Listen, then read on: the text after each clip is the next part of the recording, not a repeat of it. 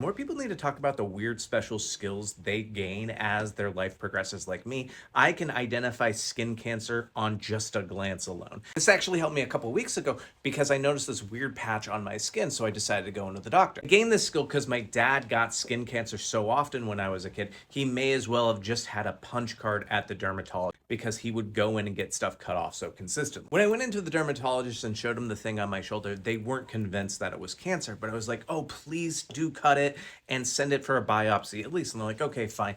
And the next week they called me back and they're like, yeah, it was actually cancer. Like, you have such a keen eye. Scheduled to get it further removed, and I went in yesterday and I explained the whole thing with my dad to the surgeon. And they're like, oh, wow, like that's a really engaging story. Why didn't you ever go into medicine? And I'm like, well, you'll probably find out in the next couple minutes.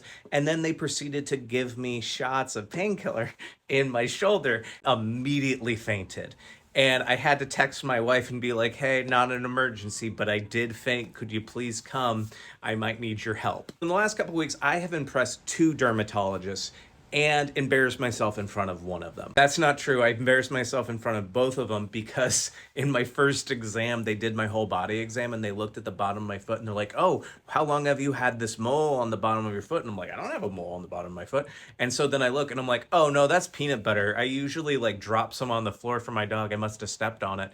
And then they used an alcohol wipe and they're like, yep, it's peanut butter. That being said, if you see me and I tell you that something looks weird on your skin, go get it checked out. You'll be happy you did.